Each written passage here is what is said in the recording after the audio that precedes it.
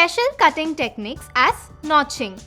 In this session, we will practice the procedure for the hair cutting techniques like notching, texturing, point cutting, slithering, slicing, etc. In this session, we will also cover about the various precautions to follow while doing hair cutting. Hair cutting procedure. The appearance and behavior of hair can be altered using a variety of procedures in addition to the standard haircut. Hair cutting technique. Texturizing shears are a type of cutting tool used to create texture and movement in the hair.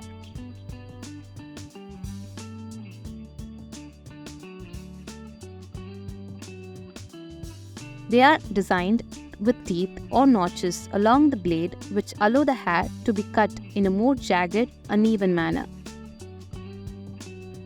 The angle of the scissors determines the amount of hair taken away and the chunky effect.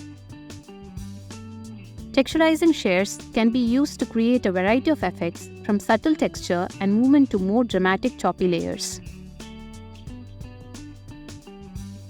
Point cutting. Point cutting is a popular technique that can create a variety of hairstyles from soft and natural to edgy and modern. It can add texture and movement to your hair, making it look more lively and dynamic. It can reduce bulk and weight from your hair, especially if you have thick or curly hair. It can create soft layers that blend well with each other, avoiding harsh lines or steps in your hair. It can enhance your natural wave or curl pattern, giving you more volume and bounce. Notching. This is another version of point cutting. It is more aggressive and creates a chunkier effect than point cutting. Whole section about 3 inches from ends. Place tips about 2 inches from ends. Close shears moving quickly towards ends. It may be done on wet or dry hair. Freehand notching. Uses the tip of the shears. Do not slide, simply snip out pieces of hair at random intervals. Generally used throughout interior of haircut. Works well on curly hair, releases curl and removes some density.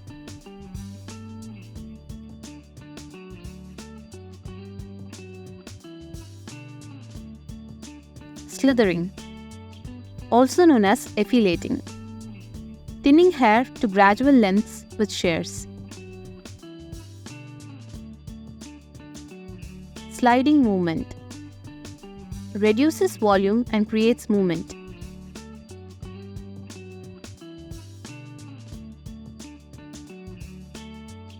Slicing. Removes bulk and adds movement. May be performed on the surface or within a subsection. Should be done on dry hair for surface slicing. May be done on wet or dry hair for subsection slicing.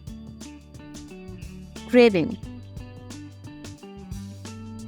This creates a visual separation in the hair. Works best on short hair. Place stiff blade into the hair and rest it on the scalp. Move shears through the hair, gently open and partially close. Remember, move only your thumb when manipulating your shears in any cutting method. In slithering and sliding to remove bulk from straightener hair types, be sure to use gentle pressure and keep the blades of the shears steady and unmoving to avoid any shapes. Identify precautions while doing haircut. Sterilize all your tools and equipment before and after cut. Cover your client with protective clothing, example, gown, cape, cutting collar, all the time you're cutting. Keep their hair free from hair clippings. Check the client's hair and scalp for cuts, abrasions, and infestations before shampooing.